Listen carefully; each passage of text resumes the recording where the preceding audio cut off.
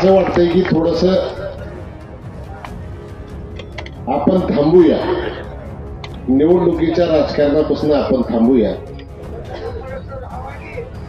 पण पुन्हा असं लक्षात आलं की अभिजित आबाच्या विरोधात जो उमेदवार उभा आहे तो उमेदवार जर निवडून आला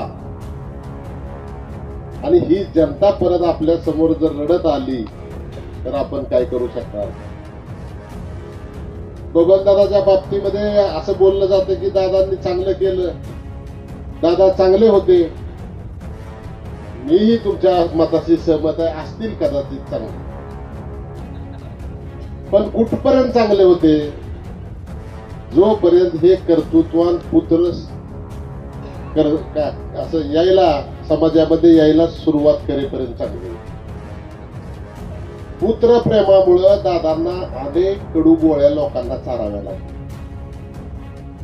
पहिली कडू गोळी इंडीला कारखाना काढण्यासाठी ऊस जास्त झालाय म्हणून प्रत्येक वाहन मालकाचे 70,000 रुपये, कुणाचे 1 लाख रुपये, शिक्षकांचे लाख रुपये, तलाट्याचे लाख रुपये, ग्रामसेवकचे लाख रुपये. ते लाख कशासाठी द्यायचे त्यांनी?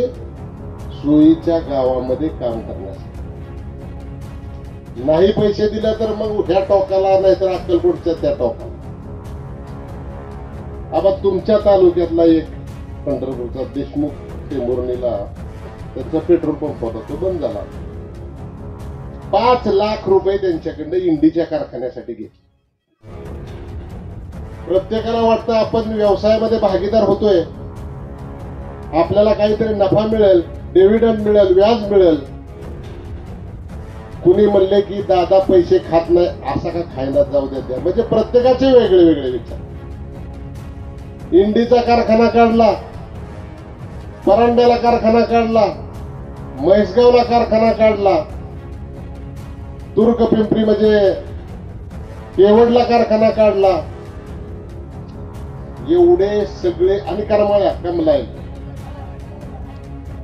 एवढे सगळे कारखाने चालू येणाऱ्या ऊसामधनं शेअर्स म्हणून पैसे घ्यायचे, ज्यादा ऊस झालाय म्हणून, आणि ते पुढं दुसरे कारखाने काढायचे. अनेकांना वाटत होतं की निदान आपल्याला बँकेच्या व्याजा एवढं तरी मिळेल किंवा आपण कारखान्याचा मालक आहे म्हणून तरी सांगता येईल. पण तुम्हाला सांगतो, परांड्याचा आणि इंडीचा कारखाना विकला, 1 नया पैसा परत कुणाला दिला नाही. आबा मी काल ऐकलं, बबनदादांनी सांगितलं की आम्ही ठेकेदारीमध्ये कमिशन घेत नाही. आता सगळाच रस्ता तुम्ही खाऊन टाकताय तर कमिशन घेता कुणाच? 500-600 कोटी रुपयाच्या तुम्ही कारखान्याला घेतलेले शेअर्स, त्याला ना साखर, ना सभासद, ना मतदान, ना काय नाही. अजून कसला भ्रष्टाचार करायचा?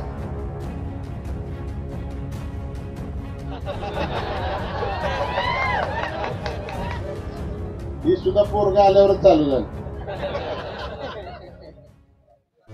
त्या बहादराने हे तर वडिलाच्या जीवावर केलंच.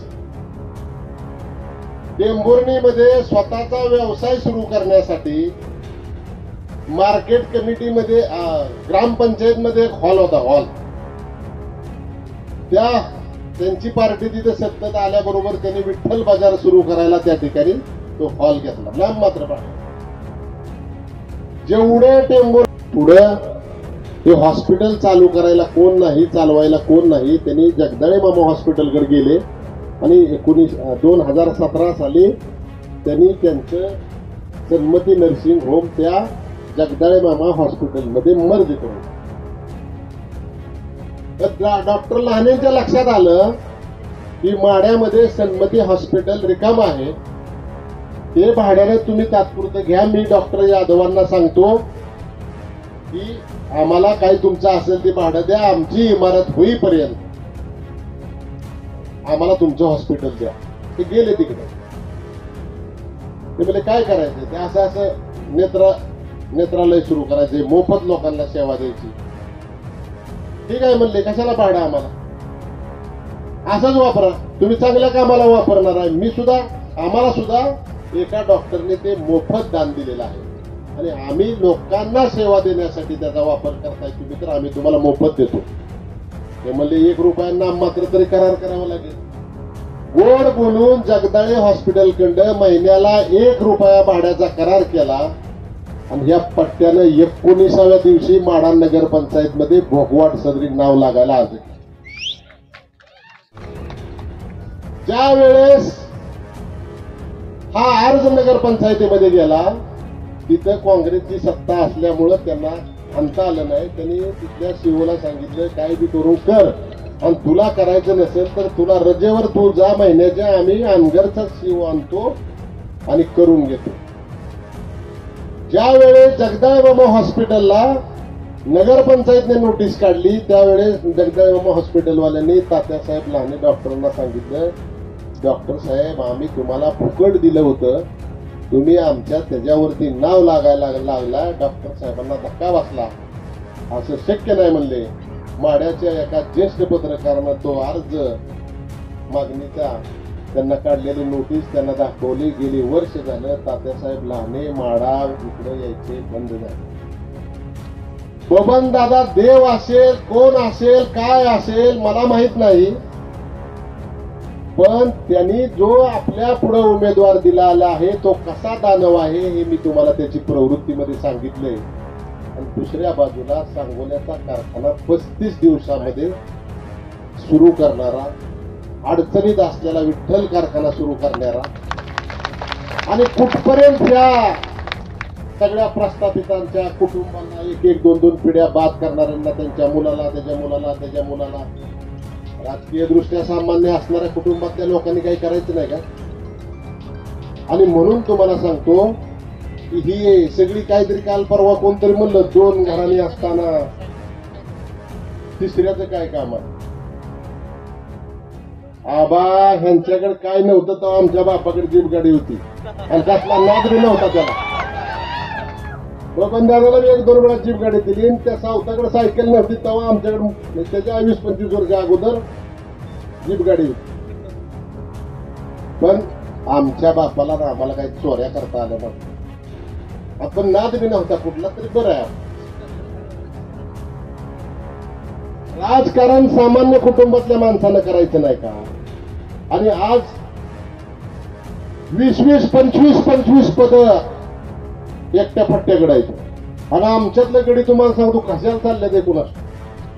छत्रीवाला गडी तर कुठं दिसत ना, जी गेलेल्या तोंडाला नवीनच आहे ती सगळी. तीच पैसे ते आमच्याकडे चला, आमच्याकडे चला, आमच्याकडे चला. पुढारी सगळं तिकडं आणि मतदार सगळं तिकडं. तुम्हाला सगळ्यांना सांगतो, मराठ्यांच्या पोरांना पण सांगतो आणि ओबीसीच्या पोरांना पण सांगतो, ओबीसीचं आरक्षण का समाज विरोध करतो ओबीसी मध्ये यायला, तर त्याचं उदाहरण जिवंत म्हणजे बबनदादाची पोरं.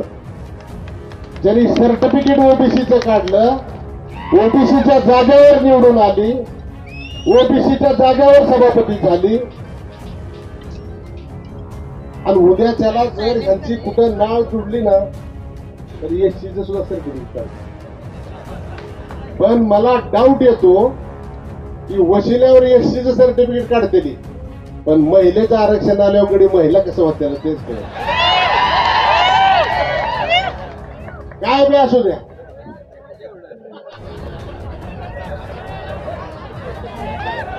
दोन उमेदवारांची तुलना मी तुमच्या समोर केलेली आहे. आणि मी घरातनं दचकून आबांना सांगितलं, त्याच्यामुळे आलोय की ह्या दानवाच्या हातात जर हा मतदारसंघ गेला, तुमच्या उतार्यावरच तुमचं नाव उडलेलं सुद्धा माहीत होणार नाही. आता म्हणली गडी ऍडमिट आहे. मी जरा चौकशी केली तर त्याला म्हणली अंगाला स्पर्श झालेला चालत नाही कोणाला. आणि ह्या धकाधकीच्या देऊनच कुणी येते जवळ सेल्फी काढायला खाद्यावर हात टाकावं लागतो, बळाची बळत. त्याने म्हणले आजारी पडले. तुम्हाला सांगतो 23 तारखेनंतर हा पट्ट्या फोन जर त्यानं चालू ठेव, ह्याच्या 6 महिन्याच्या अगोदर कुणी रणजित भाईला डायरेक्ट फोनवर बोललंय का मला सांगा बरं. अहो ह्या 6 महिन्यात त्यांनी चालू केलंय ना बोलायला. मी तुम्हाला सांगतो, अरे ही मोकळी जागा राहिली तर चालेल रे, पण ती रणजित भाया नको, रणजित भाया नको. काय म्हणते, कुठे जायचंय, काय व्हायचंय, आज ही फुटला. आता विनोद पाटील माझ्याकडे कुठे गेले विनोद पाटील? रोज मला दुसरं काय काम नाही, मार्केट कमिटी संचालक करतो तिकडे. काय म्या म्हणलं 23 तारखेनंतर काय करायचं ते करा, पुढच्या निवडणुकीला बांधील राहतो मी जागा. सगळ्यांना एकच कळकळीची विनंती करतो, पैसा किती आहे काय आहे त्याला मोजायला म्हणजे पुरणारच नाही. त्यामुळं त्यांच्याकडे जे काय चाललंय त्याच्याकडे लक्ष देऊ नका. तो हाय तो आपला आहे. तुम्हाला फक्त काट्याच माहिती आहे, बाकी लय अजून पुढच्या सगळं सांगतो, लय आहे बाकी अजून. आमची तुम्हाला सगळ्याला विनंती आहे, आबा मला तुमच्या 42 गावातल्या लोकांना काही इरेस आहे असं दिसत नाही बरं.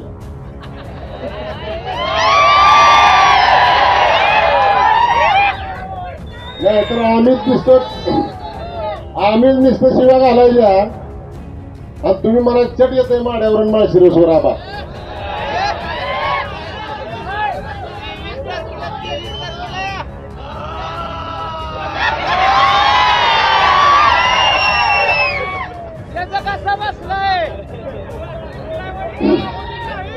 हे बघा, तुमच्या हितला उमेदवार आहे, आमच्या हितला जरी नसला तरी आम्ही सगळी स्टेजवरची मंडळी तुमच्या सगळे शर्यत लावतो. लोकल म्हणून तुम्हाला 42 आणि आम्ही तिकडची म्हणून आम्हाला 78 कोणाला लीड मिळते. आमदार मग